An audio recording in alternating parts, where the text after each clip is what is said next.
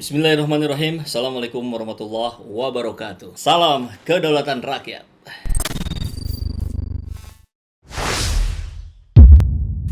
Pak Tarmizi, Siap. diundang lagi ke sini karena ada persoalan yang harus kita diskusikan dengan cepat ini. Ini to the point saja ya, karena Siap. kita memang waktu kita sama-sama sempit, kita juga harus melakukan aktivitas yang lain. Jadi sudah saya ganggu nih waktunya. Siap, santai aja, relax Kang Ipul. Oke, begini Pak, ini fenomena menarik dalam satu pekan terakhir. Ini Ya. diawali dengan FPI Rebound, kemudian ada mahasiswa Bogor deklarasi dengan bertuliskan lafaz la ilaha La ilaha illallah. illallah. Kemudian di sini mendukung Anies Baswedan karena pro khilafah. Betul. Waduh. Kemudian disambung dengan apa yang di Hotel Bidakara itu, bahkan ada lagi Gema, kalau nggak salah itu komunitas mahasiswa juga, sama juga kurang lebih begitu, mengusung Anies tapi dengan label yang diidentikan dengan HTI, FPI dan Iya. sebagainya. Ini kok saya jadi kepikiran ini, kenapa kan kalau di survei-survei, oke yang terakhir itu di AIPO, Anies Baswedan itu sudah yang tertinggi. Tapi kalau kita lihat di survei-survei yang lain, kan posisinya ketiga ya. Iya, ketiga. Nah,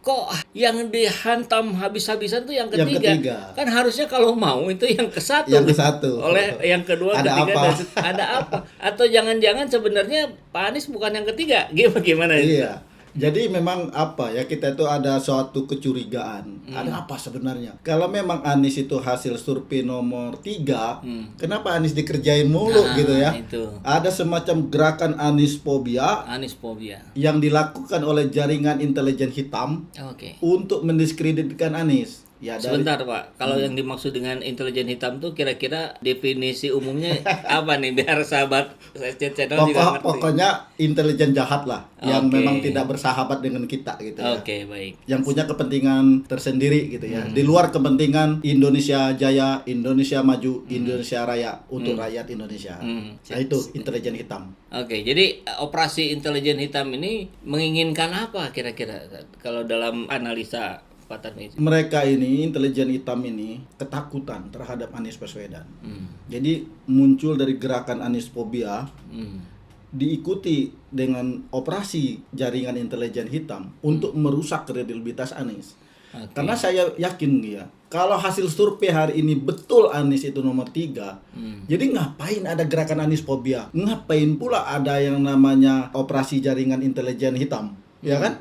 Udah antep saja, kan Ganjar sudah nomor 1. Iya. Ya kan, kalau Ganjar nomor 1, ya sudah. Ini yang jadi curiga kita, jadi tanda tanya besar kita itu jangan-jangan Anies ini sebenarnya nomor 1. Oke. Jadi karena Anies nomor 1 ada kekhawatiran, ada ketakutan dari pihak yang selama ini artinya oligarki Oke. yang menguasai negeri ini, yang memang mereka punya kepentingan di luar kepentingan pembukaan Undang-Undang Dasar 1945 alinea keempat. Ya, mereka merasa terganggu dengan popularitas dan elektabilitas Anies. Kalau memang betul Ganjar itu nomor 1, ya sudah tinggal tidur saja, ya kan? Biarkan saja Anies kan begitu. Mau bikin Formula E, mau bikin apa, silakan saja. Nggak usah istilahnya euforia Formula E yang sambutannya luar biasa ditutupi dengan kasus FPI jadi-jadian. Oke. Saya tetap mengatakan itu bukan FPI rebound, FPI jadi-jadian gitu. Iya, Saya yakin karena FPI itu ada yang bikinnya. Ya, yang bikinnya itu gerakan Anies fobia, Oke. dibantu oleh jaringan intelijen hitam. Jadi kan tinggal dikumpul. Kita ambil contoh lah di Hotel Bidakara. Saya yakin itu bukan ex HTI, kecuali yang sudah keluar dari HTI pindah jadi misalnya pindah ke partai tertentu. Tapi itu kan disebut X juga berarti kan? Ex HTI berarti dia sudah berubah pikiran, bukan lagi HTI. iya. Kalau dia sebut ex HTI, pemikiran, manhaj dan metode dakwah dia bukan lagi metode dakwah HTI. Oke. Tapi dia udah mengikuti metode dakwah, kalau dia pindah ke PKS mengikuti metode dakwah PKS. Jadi bukan lagi HTI. Jadi HTI itu kalau dia masih menyandang nama HTI, dia anti demokrasi. Oh iya. Dan dia tidak ada istilahnya dukung-mendukung calon Apalagi presiden. Demokrasi saja anti, apalagi Ini pendukung presiden. pendukung presiden ini kan jadi aneh. Jadi gini, intelijen itu kurang cerdas. Mhm. Kalau dia cerdas, dia tahu HTI itu anti demokrasi. Jadi kalau dia mau memanfaatkan ex HTI, mantan HTI, tidak ada mantan di HTI itu. Selagi dia metode berpikirnya adalah metode berpikirnya HTI, tetap HTI. Sekalipun HTI itu sudah tidak ada lagi, dibubarkan organisasinya. Tapi orang-orangnya masih ada. Tidak bisa dikatakan mereka ex HTI. HTI-nya masih ada. Sampai hari ini saya yakin HTI-nya masih ada. Kalau dulu dia muncul secara terbuka, mungkin sekarang mereka tampilnya underground. Nah, itu. Jadi harusnya konsultasi dulu ke Pak Tarmizi sebelum bikin. Masalahnya gini, saya ngikuti perkembangan HTI itu dari zaman saya kuliah. Saya mengikuti HTI. Tahun berapa itu, Ustaz? Saya kuliah kan tahun 88 ya. Satu-satunya organisasi yang tidak pernah saya ikuti hanya dua. Satu Jamaah Tabligh, yang kedua HTI. Tapi saya berinteraksi dengan teman-teman Jamaah Tabligh, saya berinteraksi juga dengan teman-teman HTI.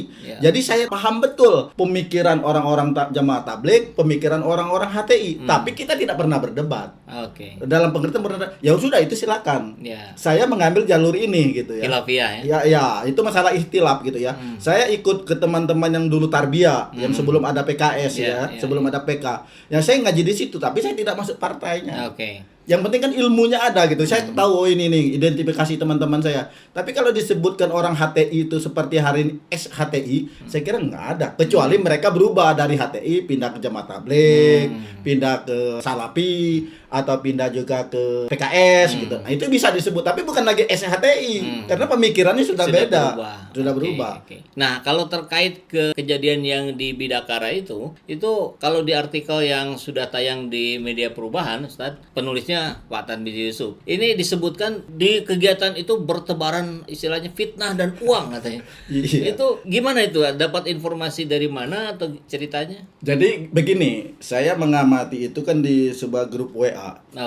Jadi ada foto akan deklarasi majelis sang presiden kami.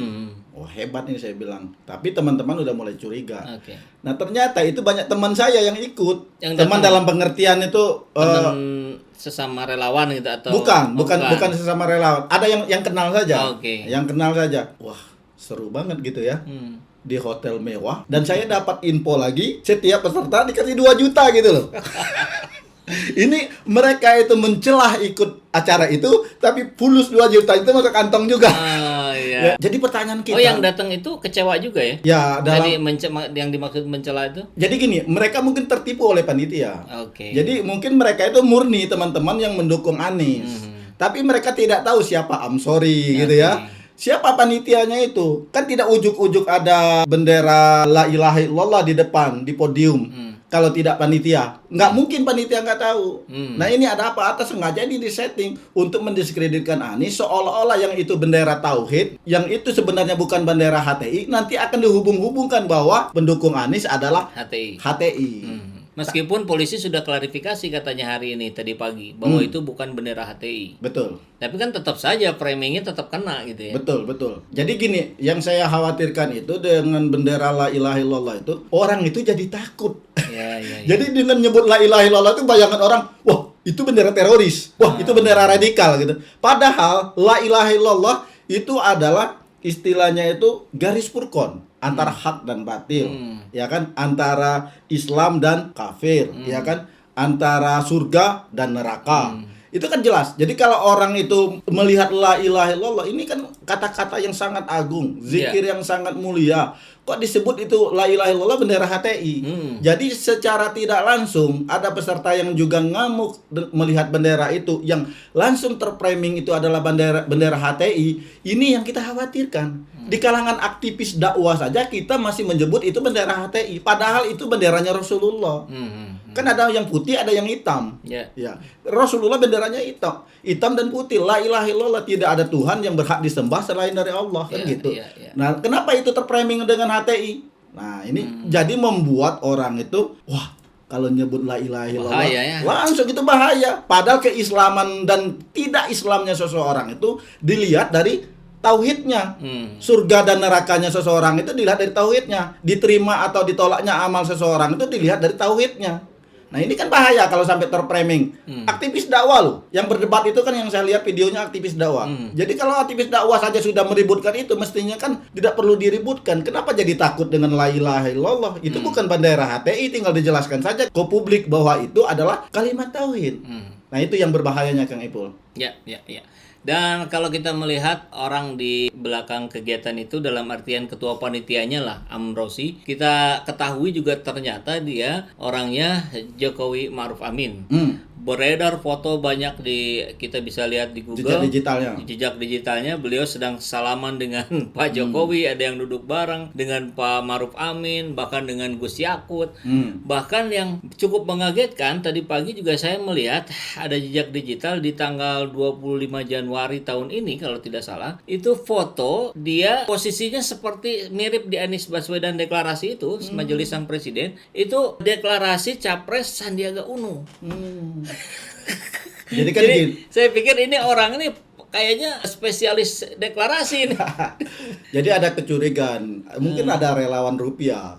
Jadi kan gini, kalau kita lihat deklarasi di Hotel Bidakara, ya ini yang harus diusut oleh pihak kepolisian, yaitu kepanitiaan itu. Siapa panitia yang bertanggung jawab ini? Jangan sampai peserta ini ditipu. Terus yang kedua, dari mana uangnya? 2 juta per orang. Kalau 100 orang, wih, gede. Ya, ya. 100 orang aja berapa berarti? Udah 200 juta. 200 juta. Dari mana dia uangnya kan gitu? Belum sewa ruangan. Belum sewa ruangan. Juta, belum makan. konsumsi ya kan? Wah, luar biasa. Ini dari mana? Saya kira nggak mungkin kalau ini dari relawan Turunan ya. asli dari Anies Baswedan, nggak mungkin. Dan nggak punya uang untuk di hotel mewah begitu. Kita ambil contoh saja, Jabar Manis deklarasinya di Sukahati, ya kan, dan itu uangnya juga udunan, sama dengan komandan kan, komando menangkan Anies Baswedan Di pasar. Karena kita nggak punya uang gitu, kita murni, karena kita murni berjuang. Ini kalau di hotel mewah, ini tanda tanya besar, siapa yang memodali itu? Nah, jangan-jangan seperti kata saya tadi, ada gerakan Aniesfobia yang mendiskreditkan Anies, mengait-ngaitkan deklarasi Anies dengan HTI gitu ya. Berjalanlah jaringan intelijen hitam ini mempengaruhi, dan saya yakin intelijen itu kan tahu siapa Tarmizi, siapa Kang Epul, siapa teman-teman yang hadir itu mereka tahu semua. Cuma mereka kan datang karena ngelihat Anies Baswedannya, tapi tidak ngelihat panitianya kan gitu. Ternyata panitianya ini ada apa kan gitu. Yang kita curiga itu dapat uang 2 juta, bro. Ngeri kan? Wow. Yang dimaksud Pak Tarmizi dengan intelijen itu saya ingin memastikan kembali, apakah ini maksudnya organ negara atau bisa juga non negara? Bisa juga sempalan di dalam institusi negara. Kita ambil contoh